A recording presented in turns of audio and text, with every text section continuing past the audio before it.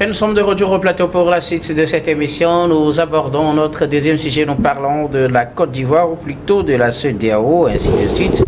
Laurent Gbagbo tacle la CEDEAO et promet une collaboration avec l'AES s'il est élu. L'ancien président ivoirien Laurent Gbagbo, dans une interview accordée à Faux Média, est revenu sur sa carrière politique, son séjour à La Haye, son procès et puis son retour en Côte d'Ivoire, ses attentes pour les prochaines élections, mais aussi l'actualité régionale surtout et les relations entre les pays de l'AES et les pays de la CEDEAO ou la CEDEAO elle-même. Le président ou l'ancien président Laurent Gbagbo n'est pas vraiment dans la même logique que l'organisation sous-régionale qui a condamné les coups d'État. Pour lui, les coups d'État qui sont intervenus ces dernières années sur le continent n'ont pas été appréciés de la même manière. Il a pris par exemple l'exemple du Tchad, par exemple, la Guinée, qui n'ont pas reçu le même traitement, le Gabon, qui n'ont pas reçu par exemple le même traitement que le Mali, par exemple. Et pour lui, il y a eu une sorte de deux poids, deux mesures. Il a critiqué également l'organisation sous-régionale de sa passivité face aux rébellions qui ont commencé par menacer ces pays, à commencer par le Mali, le Niger, le terrorisme au Burkina Faso, mais aussi la crise ivoirienne, la crise post-électorale de 2010-2011 en Côte d'Ivoire. Tout ceci fait que pour lui, la CEDEAO n'assume plus vraiment ses responsabilités, elle n'a plus sa raison d'être. Et si lui venait à être élu président de la Côte d'Ivoire, il se rapprochera beaucoup plus de l'AES. Nous en parlons avec nos invités. Je commence par vous, Prosper Agboklou. Vous avez bien évidemment suivi cette interview accordée à l'ex-président ivoirien Laurent Gbagbo qui se lance dans la course à la prochaine présidentielle, même si pour le moment il n'a pas toutes les chances de son côté pour se voir inscrit sur les listes électorales. Laurent Gbagbo espère revenir en tant que président à la tête de la Côte d'Ivoire et aussi mener des actions pour que son pays se rapproche beaucoup plus de la CEDEAO, de l'AES plutôt, et condamne par la même occasion les actes et les positions de la CEDEAO. Oui, docteur, vous savez, vous connaissez déjà la position de Laurent Gbagbo qui joue un peu plus sur la carte du socialisme. Quand il est venu au pouvoir, son arrivée, son accession au pouvoir, il a été le premier dans cet amas de considération démocratique contre le vieux à l'époque, au feu Boigny. Vous savez, ce monsieur reste égal à lui-même. Moi, je l'apprécie beaucoup. C'est un vrai panafricaniste. Il a même tenu des discours panafricanistes qui vont dans le sens même donc de la contribution au développement de l'Afrique. Et oui, vous l'avez dit, il a condamné un certain nombre donc d'actions des dirigeants de la CEDEAO qu'il considère comme une CEDEAO des dirigeants et non des peuples, parce que tout ce qui se passe, on tue les gens, on assassine, le terrorisme se développe. On a le sentiment que la CEDEAO est là pour protéger les pouvoirs. Et ça, je crois quand même, Gbagbo l'a dit. Et son parallélisme, le parallélisme des formes qu'il a développé par rapport au pays de l'AES et les putschs qui se sont déroulés là-bas, et par rapport au Gabon, à la Guinée, et même au coup d'État constitutionnel qui se sont déroulés dans la zone, en disent long quand même sur sa pensée. C'est vrai, quand on regarde un peu, on scrute un tout petit peu de façon panoramique le regard, plutôt le champ politique de la CEDEAO, on comprend réellement que il est vidé de sens. Vous avez vu même les plus sérieux dont on parlait au niveau de la CEDEAO avant, ont pris un tout petit peu leur distance. Et ceux qui étaient même arrivés à prendre des positions radicales, à un certain moment donné, sont ravisés, comme le président Talon, qui était l'un des tout premiers va-t-en-guerre contre la destitution donc de Mohamed Bazoum, et qui avait même, avec l'ancien, qu'on appelle le président ivoirien Alassane Ouattara et Macky Sall à l'époque étaient les tout premiers à donner l'alerte pour aller remettre le président Bazoum au pouvoir. Et à un certain moment donné, je crois quand même que les uns et les autres se sont dit, on va où? Parce que la CEDEAO, à un certain moment donné, contrairement à la visée des pères fondateurs, des généraux qui ont mis en place ces structures qui devaient être, comme on rappelle, une alliance globale pour les États de la CEDEAO, est devenu un outil néocolonialiste et qui souffre quand même de la domination des pays occidentaux, puissances occidentales, qui veulent tout simplement raviser à l'Afrique sa façon d'être et son existence. Donc je crois quand même que il a rassemblé tout et il a dit ce qui m'a intéressé. Moi je suis un panafricaniste convaincu et je dis que quelque part, petit à petit, on en arrivera à remettre l'Afrique dans ses droits, parce que l'Afrique fait partie du continent, enfin, je dirais le seul continent qui a été terriblement lésé. Même ceux qui sont riches vivent au départ donc qu'on appelle des puissances occidentales. Donc je crois quand même que en disant cela, il a tout simplement replanté le décor et pour moi, je crois quand même qu'on est dans le bon sens donc de la marche du développement de l'Afrique. Pour vous, est-ce qu'il faut que la CEDEAO aussi disparaisse comme le pense Gbagbo? Oui, moi je crois que la CEDEAO doit disparaître. Il faut quand la SDN n'a pas bien fonctionné, on a créé quoi? On a créé l'ONU. Quand une institution arrive à terme et n'arrive plus à se sentir libre d'elle-même, je crois quand même qu'on la rase. L'AES vient aujourd'hui mettre en place une nouvelle structure de développement. Vous voyez, quand vous scrutez un tout petit peu leur politique, l'assise commence par être là et les populations adhèrent.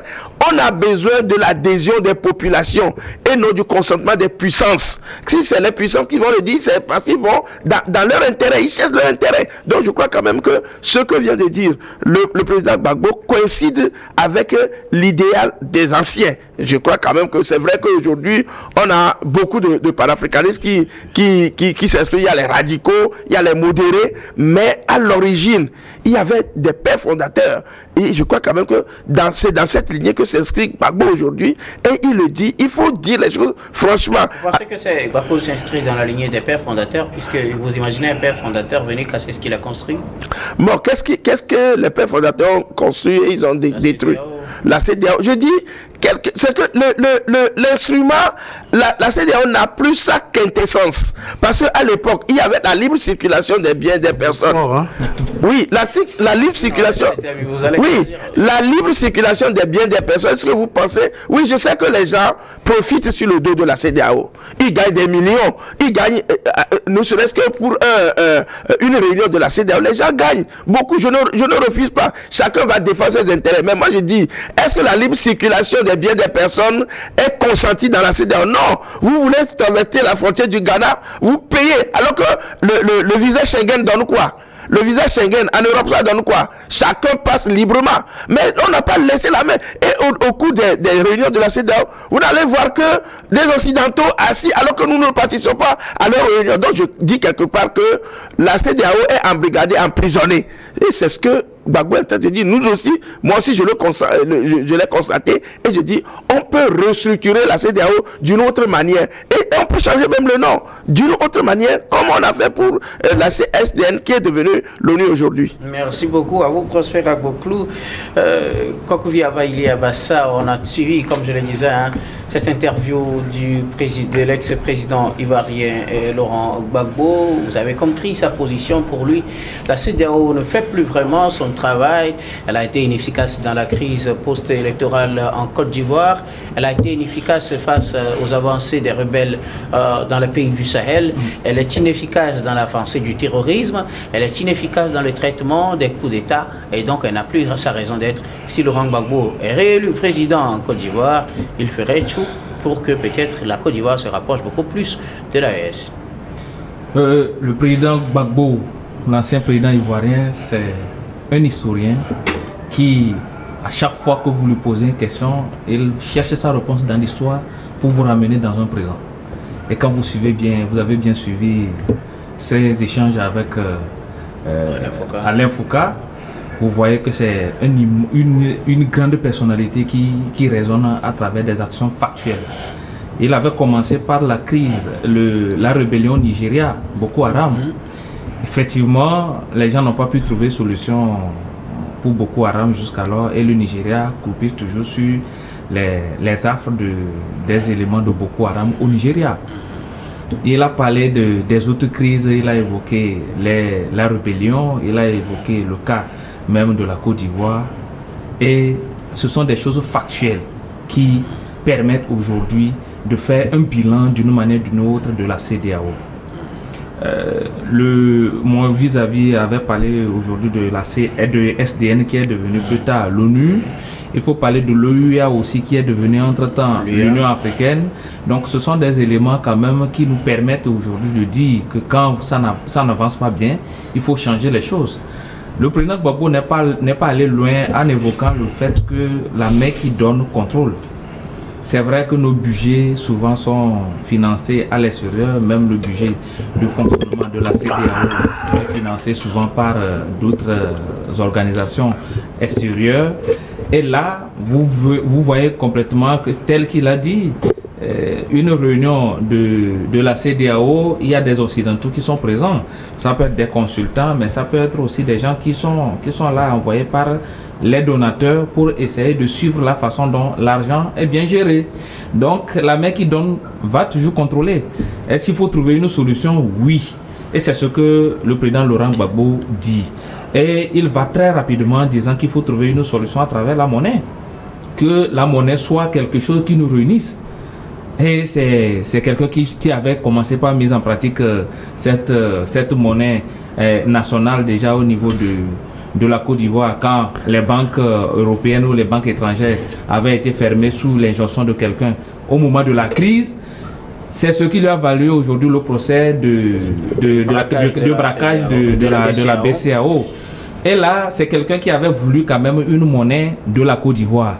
Aujourd'hui, il propose une solution beaucoup plus élargie, une monnaie qui réunisse plusieurs pays, donc qui va essayer de fermer un peu cette histoire de domination ou bien de donneur comment on appelle, contrôleur ou bien de donneur, je peux dire que... De leçons. Oui, celui qui vous guide par rapport à ce que vous faites, c'est celui qui vous a donné l'argent. C'est ce que la CEDEAO subit aujourd'hui. Et c'est ce que tout le monde est en train de décrire. Donc, je pense que Laurent Gbagbo, c'est une immense personnalité. Ce qu'il est en train de proposer, c'est une bonne chose. Mais il faut dire aussi que c'est quelqu'un qui avait subi la rébellion qui a été formée dans un autre pays, notamment le Burkina Faso, dans le temps. Et traiter bien avec ses voisins, c'est quelque chose vraiment qui va l'arranger du tout, qui va arranger tout le pays. C'est-à-dire que pour lui aujourd'hui, il faudrait qu'il travaille correctement avec les voisins, collaborer en intelligence avec les pays d'à côté pour essayer de se sécuriser. Donc c'est un point essentiel dans son interview que j'aimerais relever. Il faut dire qu'il avait dit qu'il lui travaillait avec les anciens putschistes. Par exemple, il avait donné le cas de l'ancien président du Niger.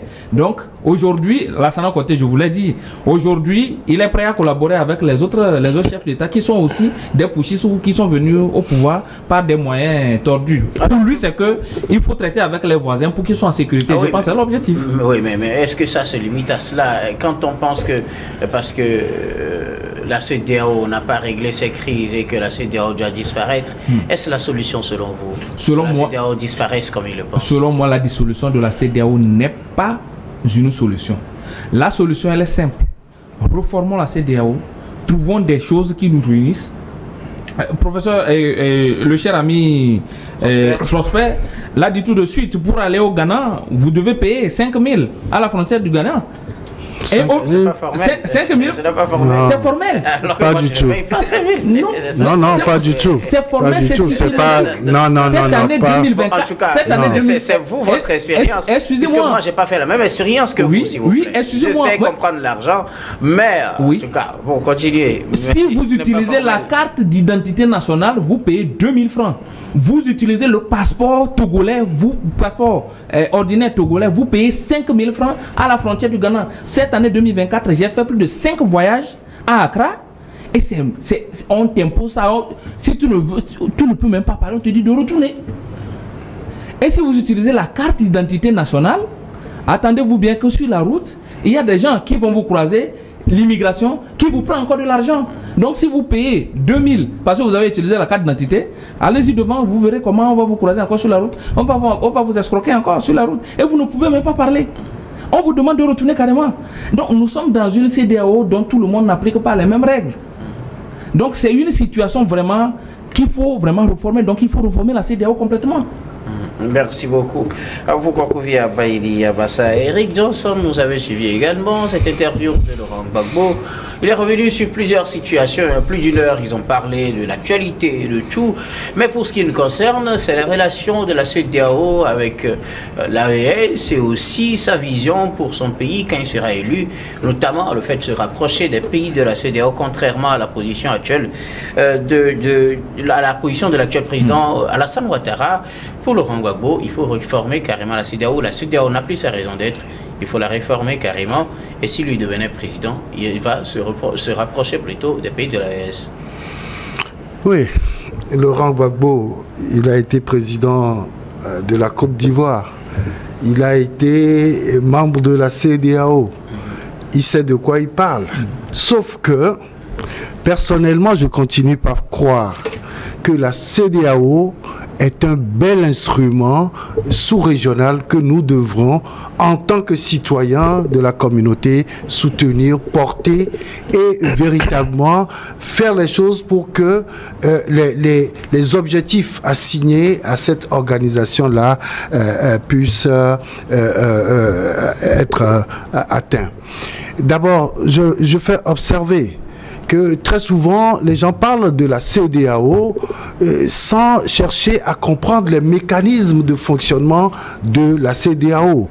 La CEDEAO, ce n'est pas ce que nous voyons, ce n'est pas les positions que nous voyons par rapport à certaines situations politiques. La CEDEAO, c'est beaucoup plus que ça. Il faut voir les commissions de la CEDEAO, comment ces commissions-là travaillent. Et pourquoi aujourd'hui nous sommes dans une situation où pour traverser les frontières, on est obligé de donner de l'argent et c'est vrai, c'est pas faux. Lorsque vous voulez traverser la frontière entre le Togo et le Ghana, on vous demande de payer quelque chose, 500 francs, 1000 francs. Quand vous allez vers l'est, à la frontière Sanvikondi avec le Bénin, idem. Et donc, je crois que ça, c'est des comportements que logiquement des États peuvent arriver à supprimer. Malheureusement, ce qui se passe, c'est que certains États n'arrivent pas à le faire et les autres estiment que si vous ne le faites pas à votre niveau, nous aussi, nous ne pourrons pas le faire. Et ça devient un certain protectionnisme au sein d'une même communauté. Je crois que c'est des tares qu'il faut commencer par lever au niveau de la CEDEAO. L'autre chose, quand la CEDEAO prend des décisions, quand la CEDEAO se concerte, on parle ici de coup d'État. Gbagbo estime qu'il n'a pas été soutenu par la CEDEAO pendant qu'il y a eu cette crise ivoirienne qui l'a enlevé du pouvoir parce que il estime toujours que c'est lui qui a gagné les élections et que la France a joué un rôle important et le pouvoir a été remis à Ouattara. Oui, il s'agit d'une crise. Il s'agit, tu prends en compte tout ce que Robert Rougi a dit, mais j'avoue qu'il faut aller au-delà. Il y a encore des acteurs qui vivent. Il faut les interroger pour écouter et savoir ce que Bougie est en train de faire avec son livre. Ils savent que je sais tout. Nous tous, nous avons parcouru déjà ce livre et il y a des critiques. Il y a des critiques à porter à ce livre si réellement on arrive à fouiner un peu au niveau des acteurs qu'il a eu à citer dans son bouquin.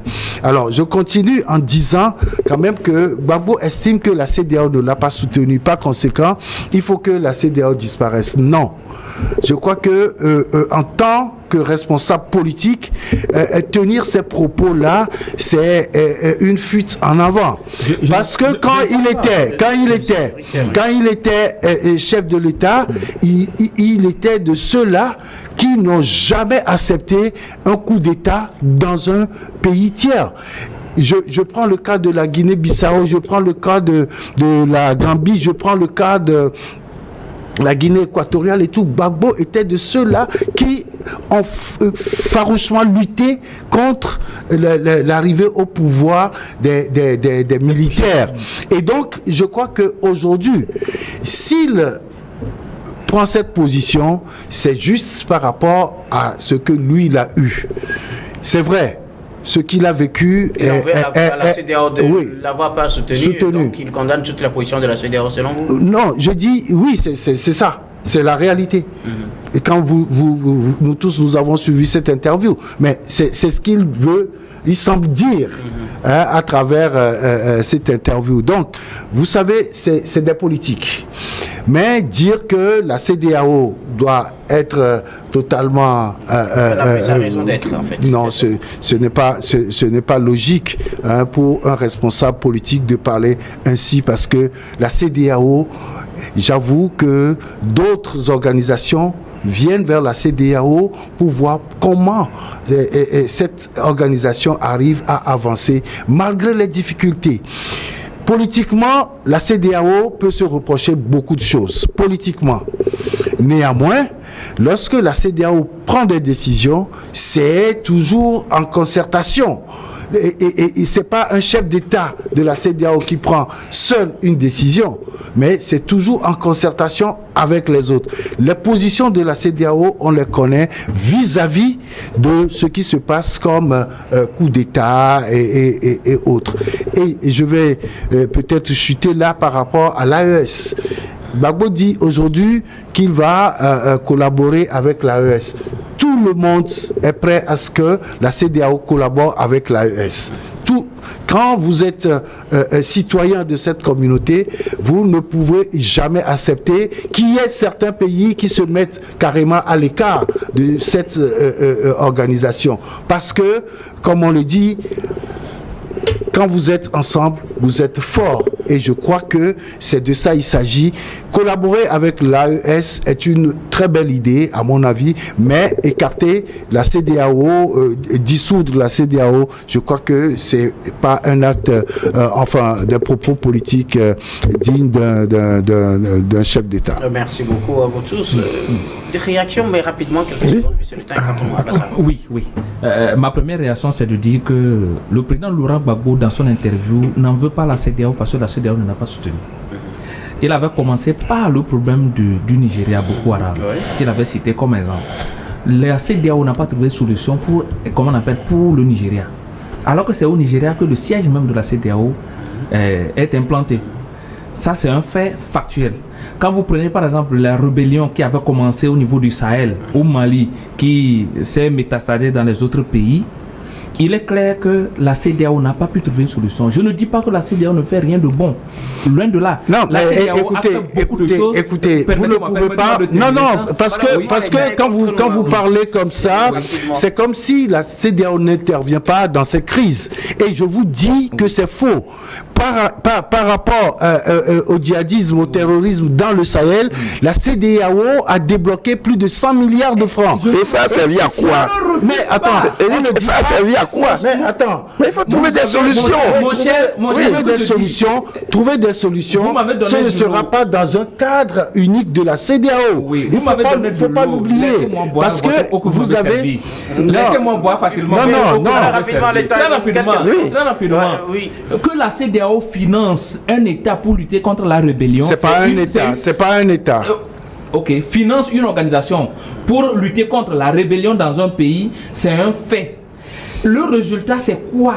C'est ça la question. Gbagbo a parlé par rapport Aux résultats. Mais nous sommes en train de parler par rapport aux résultats. Mais et aussi des résultats négatifs. Alors, c'est pour ça qu'il faut reformer la qui veut tuer son chien l'accuse de rage. Mais regardez un peu ce qui se passe avec le terrorisme international. Est-ce que l'ONU arrive à trouver la solution aujourd'hui? C'est pour cela que presque tous les chefs d'État demandent à ce que l'ONU soit réformée. Réorganiser ne veut pas dire être dissoute. Merci beaucoup. Mes chers amis, les mots ont leur poids. Merci beaucoup. Les mots ont leur poids. Nous avons tous eu l'interview, on connaît les mots que Gbagbo a utilisés. Merci beaucoup à vous. Nous allons marquer la pause pour le journal, puis on reviendra tout à l'heure pour la suite de cette émission.